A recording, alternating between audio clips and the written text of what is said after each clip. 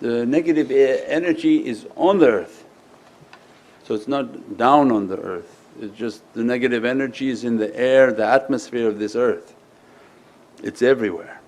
And as soon as you go above the second layer, where Prophet described, don't build above 2 stories, because as we go up then there are other creations that Allah created in these other levels of atmosphere. Many were chained and shaitan inspired insan to build these very tall buildings. As a result of building these buildings, these creatures that were chained from entering into our atmosphere, our dimension, found an opening to enter. That's why very wicked organizations occupy these top floors. They're not normal maqams, these are maqams of big Hizb shaitans. They own top floors, many floors of these top huge towers. The reason they were inspired to do that was build these towers, and as a result the shayateen that were chained would come and use the system to come down because they could break the awzu. As a result they were invited into this dimension and all the evilness and wickedness, and this is what Prophet didn't want for us, said, don't go over the 2 stories. But people don't listen. Mankind invented computers and all their technologies. When Allah teaches us that, I'll show you my signs upon the horizon outside of yourself and also show you the signs within yourself. The one outside is easier to see than the one inside. So when they ask us to look at these technologies in this day and age, because the technology moving so fast, this is into the world of jinns. This is the convergence of the jinn world into the human world for their intention to overtake insan. Means that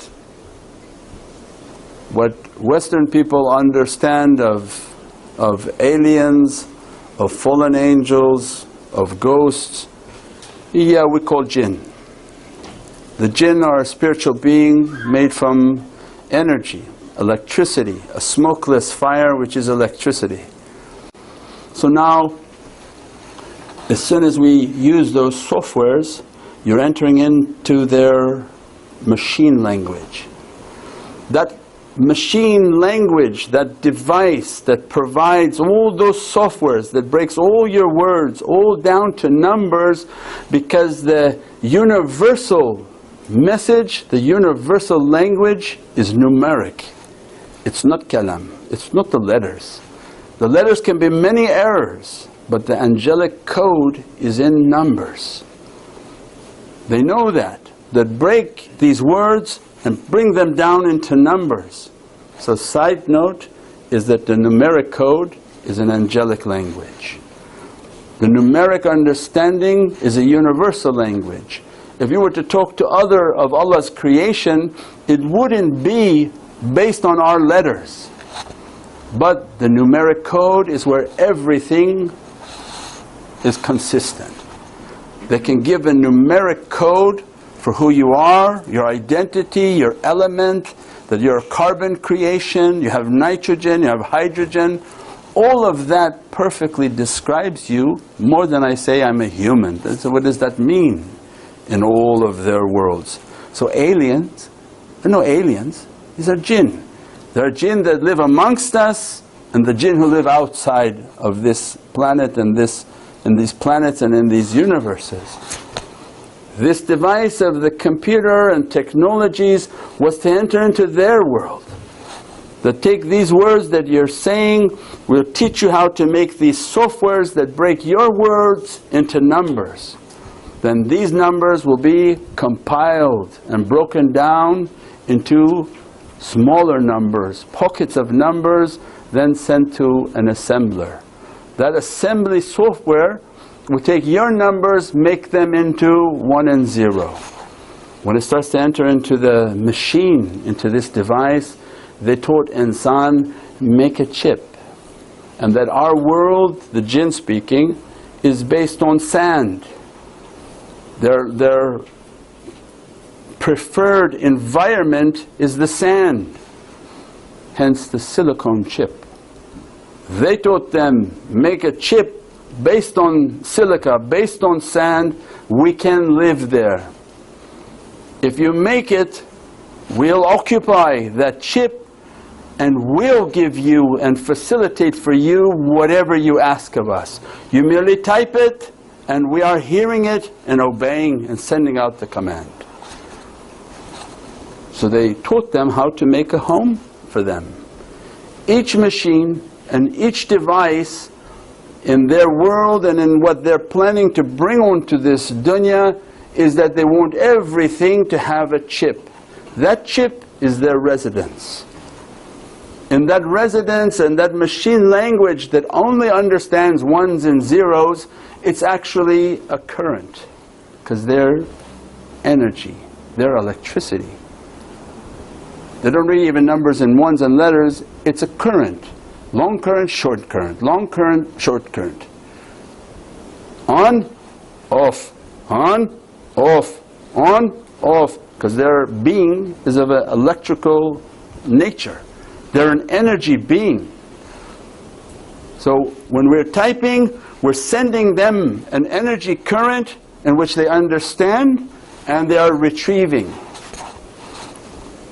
Don't think that you're Googling and it's going somewhere and you're entering somebody's computer and you're pulling out the file you want. No, no. You're asking them. They're going and finding the location within a fraction of a second. And they bring that information back onto your computer to give to you. Then they told insan that we can do it even faster. So why don't you make something smart? So now the power in which people are computing is going to be immense. These phones have a much more powerful structure than what those original PCs and what they were doing. Why? Because they say, we want to bring you more. We want to bring you like the time of Sayyidina Sulaiman. Whatever you request of us, we'll bring it. But in exchange, we're going to have you to worship us. So it means this reality that they're doing and what they're propagating of these knowledges, this is the jinn world. That chip and machine language is a series of electrical pulses making ones and zeros so that they communicate. What they want is your belief. So the more that we use this, now people are farther from their belief. The more that we use these devices, we stop using our spiritual ability. Your heart, and if we go to people and say that I have through my heart the ability to call you. And you say, this is crazy, what you talking about, you bearded people? But I said, this can do it, you believe. But what God created can't do it? So then people became idol worshippers. These are the idols of modern time. These are the products that people worship. That this device from the jinn world, this device from their world is the intention of coming into our world. That we want to give you from our powers, we want to give you from our abilities. That as you stare and you look at it, the energy emanating from it has already grabbed your face. Because we don't understand that we're energy beings. You know, this physical, beatific face that you see, there's a light shining out. It's not just this, it's not just flesh. There's energy emanating out. What they want is that put your energy towards us. And we're going to absorb everything from you. We want to feed off of what God has given to you and not given to us. We want all your focus. We want your belief, and we want to take away your belief in Allah Azza wa Jal. And that's exactly what's happened now. People have lost their humanity, lost their understanding of communication. Nobody even has the ability to communicate anymore. 5 people sit down on a table, 5 people take out a phone, and they're not even looking at the human interaction. And that's what the shaitan wanted. Don't look at each other, you look at me, just look at me. What do you want? I'll send it to you. What do you want? I'll bring it to you. Now with this company, unless they're not going to pay an advertising fee, but they'll send it in next day. You don't even have to move, where ultimately you become the matrix. That you sit on a couch, wired up, and you just want to eat something, it comes to your door. You want to drink something, it comes to your door. Don't move, don't move. You saw that movie where the guy was just sitting like this, he became like 500 pounds, eating and drinking. And don't move. Play a game, we'll make an avatar of you, put it in the game. You want packages from stores, don't go to the store, we'll send it to your door. Means don't move, just come into our world. You become the battery. You become the source of power, and they become like the vampire, that they pull out all the energy of insan, and they are vampiring insan's energy, and that's all they wanted. Now they say the next generation that coming out of these smartphones very soon will be integrated with your thought. Say the power of this phone is only as good as the speed of your fingers. And the jinn say, oh, we don't want that. We want to fully integrate with your brain, where we overtake even your thinking process. Not where we wait for your command. They want the moment of what they think machines are singularity. It's not singularity with the machine. It's a singularity with the jinn world. That you're the chosen creation of God. We are much more powerful than you. We're going to overtake you because our leader is coming. The Dajjal is coming. So they are preparing the way for their leader, where they immediately overtake that insan with all their technologies. The technology coming out on the next generation smartphone will be integrated with your thought. It will read what you're thinking and bring your engines and search engine. What is it that you want? As soon as you think it, it'll bring it from every direction into your presence. They're trying to make even their instant printing replicate. You want the throne? We'll replicate it. And then instantly print it in front of you. All of those technologies. Everything that they brought was to get the worshipness of mankind. Those were the ifrit. Now they understood. They have what's called a quantum computer coming. The speed in which that device calculates, they try to explain it as that it's in multiple universes, parallel universes, it's calculating and bringing. We just described, these are small ifrits. What they are making contracts with are demons. They are beyond ifrit, but the big shayateen that want to come to destroy insan and destroy this world. As soon as those devices are moving, they're making requests from demons. And those requests will begin a power that they cannot control. And when they describe it, they show that they're going from dimensions coming into this world. We said if the house of this phone was the house of the ifrit, the house of those quantum computing is the house of shayateen, big shayateen, that they want to come and facilitate under the disguise of helping, and that's the understanding that we wanted to convey of these technologies, that don't be a servant to it. Understand what shaitan is trying to do with it. He's trying to take the worshipness of insan and mankind, trying to facilitate their favors. What is it that you want? What is it that you desire? I bring it for you. As long as we understand that concept, then you're continuously battling that desire. Continually battling with what this phone is trying to show me, what this phone is trying to lock onto me. And don't underestimate it. It's reading your heart. You want to see pictures of women, it's starting to send you pictures of women. It's starting to put bad characteristics into your heart, and you begin to make requests from people. Who do you think is doing that? It's the device.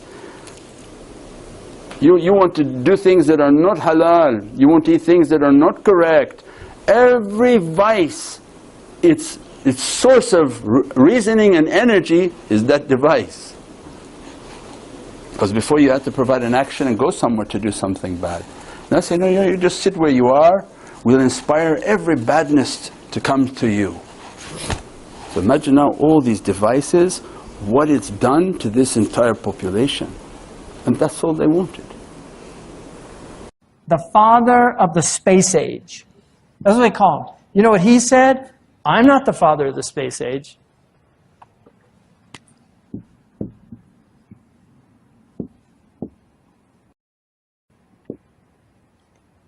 That's the real father of the space age. Okay, now this guy, who was at Cal Poly Tech, right? This guy, Jack Parsons, was openly a devil worshiper. He developed the fuel that enabled us to penetrate the stratosphere. Satellites could not have come about without this guy. In his diary that he himself wrote, he had a dream. This is 1948. He had a dream where he saw somebody that he calls Belial Dajjal. And he tells him, you are helping me. Okay, I'm not making this up. You think I'm making this up? Wallahi, I'm not making this up. You go look it up yourself. Okay, so where's all this stuff coming from? Seriously, where's it all coming from? We're in the age of the Dajjal, you know. It's just Allahu Alam, when and where and what, but this is it, people.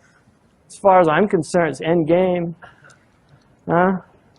That's why Allahu Akbar, water and prayer and Qibla can't take that away from us. So just keep doing, you know. I mean, Khabbab wanted to, you know, he wanted to ask for death, you know. And he was with the Prophet ﷺ. Can you imagine that? Wanting to ask for death and you're living with the Prophet? So what about the age of the Dajjal? People will go by graves saying, would that I was in his place. Laytani makanahu. So we need to prepare as much as we can. You know, but the technology, if you study where all this technology comes from, okay, you know, read about the magic and the Enlightenment period. All these scientists were magicians. They were all into black magic. You read about Francis Bacon. I just read a biography of Francis Bacon called Knowledge is Power, Magic and the Creation of Modern Science. Francis Bacon was reading all these magical books. 2001: A Space Odyssey. What's his name? No, the guy that wrote it. Arthur C. Clarke. Arthur C. Clarke, great technologist. He actually has most of the patents that enabled the satellites, right? If you look at his interview with BBC in 1961, where he predicts the internet, he predicts the cell phones, he predicts texting. He said that by the year 2000, people are going to have handheld devices that enable them to talk to anybody anywhere, right? Arthur C. Clarke said, and he has 3 laws of technology. One of his laws is, no technology reaches a level of complexity except it becomes indistinguishable from magic. Any sufficiently advanced technology is indistinguishable from magic. We've seen that in human history. One culture has an advanced technology, the other can't really explain it. Think of our ancestors, our grandparents in the year 1900. If they could see us today with our rockets and our GPS and our satellites, they would consider us to be wizards and sorcerers. So look around. Everywhere you look, you see Arthur C. Clarke's 3rd law in action. At what our biggest existential threat is, it's probably that. So we need to be very careful with artificial intelligence. I'm increasingly inclined to think that there should be some regulatory oversight maybe at the national and international level, just to make sure that we don't do something very foolish. I mean, with artificial intelligence, we are summoning the demon. You know all those stories where there's the guy with the pentagram and the holy water, and he's like, yeah, you sure you can control the demon? Yeah, look. Your ancestors called it magic, and you call it science. Well, I come from a place where they're one and the same thing.